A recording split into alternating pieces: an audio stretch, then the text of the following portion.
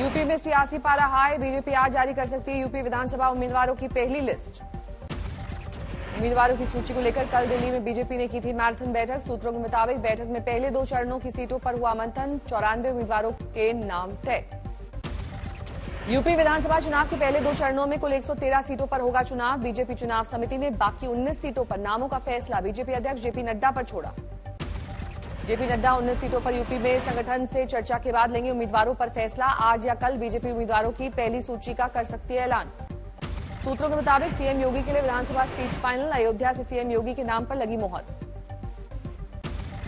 अयोध्या से सीएम योगी के चुनावी मैदान में उतरने की आ रही है खबरों को साधु संतों ने खुशी इजहार की, जिंदाबाद के लगाए नारे। योगी आदित्यनाथ जी, हनुमान जी महाराज की जय। योगी आदित्यनाथ जी की जय। योगी आदित्यनाथ जी की जय। हाँ लड़ेंगे तो जो राम राज की अयोध्या आज दिखने लग गई है, उनके चुनाव लड़ने के बाद में अयोध्या में और निखार आ जाएगा। साधु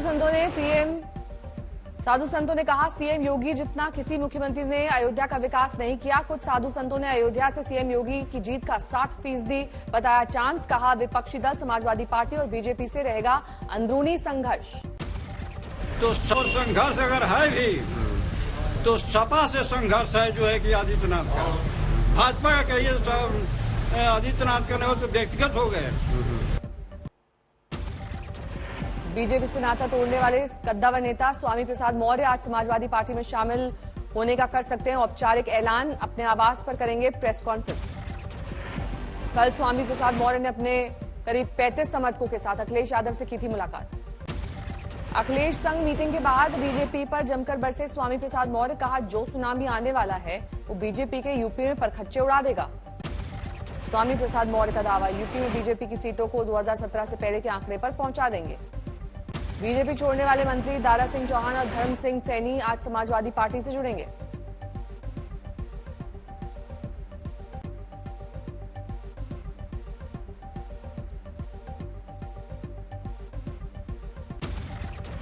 स्वामी प्रसाद मौर्य के आवास पर पहुंचे बीजेपी विधायक ब्रजेश राजपूत और मुकेश वर्मा। कहा बीजेपी की बीमारी दूर करने के लिए धीरे धीरे लगा रहे हैं इंजेक्शन।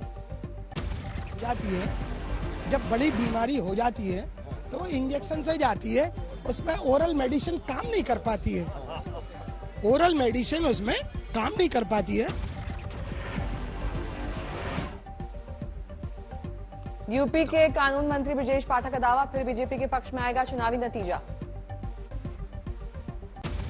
स्वामी प्रसाद मौर्य के इस्तीफे पर कहा यूपी में समाजवादी पार्टी का अपना कुछ नहीं, दूसरे की व्यवस्था से सामान लेकर सत्ता का सपना देख रहे हैं अखिलेश।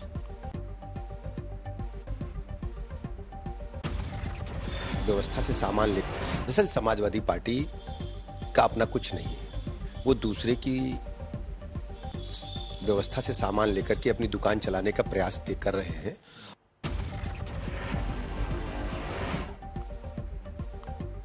मायावती को झटका, 20 साल से बीएसपी से जुड़े शेख उबैद मोहम्मद ने दिया इस्तीफा। मायावती को लेकर खत में परिवारवाद का लगाया आरोप।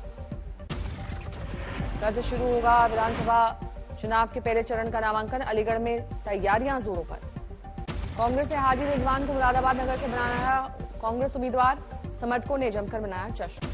हरिद्वार के नारसन बॉर्डर पर महामंडलेश्वर स्वामी यति और जितेंद्र नारायण त्यागी बने वसीम रिजवी को पुलिस ने किया गिरफ्तार। हेट स्पीच से जुड़ा है मामला।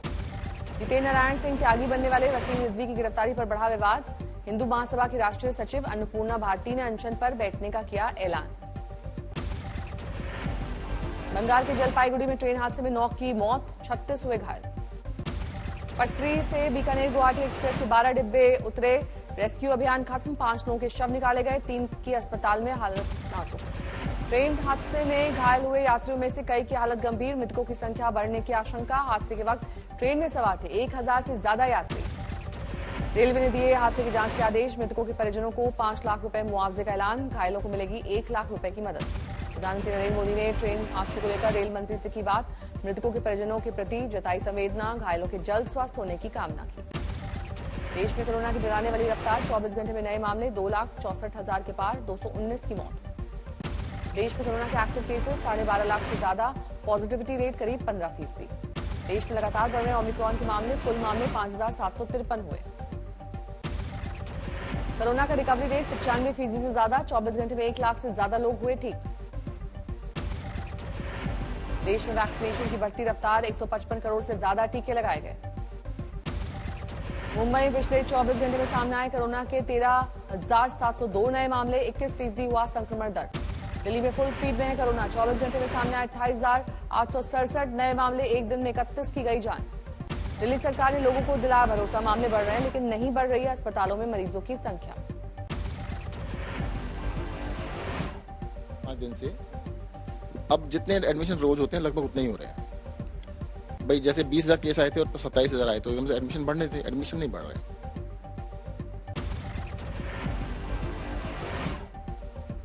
मुख्यमंत्रियों के संग प्रधानमंत्री की कल हुई बैठक में कोरोना के हालात को लेकर माथापच्ची, वैक्सीनेशन बढ़ाने पर दिया गया जोर।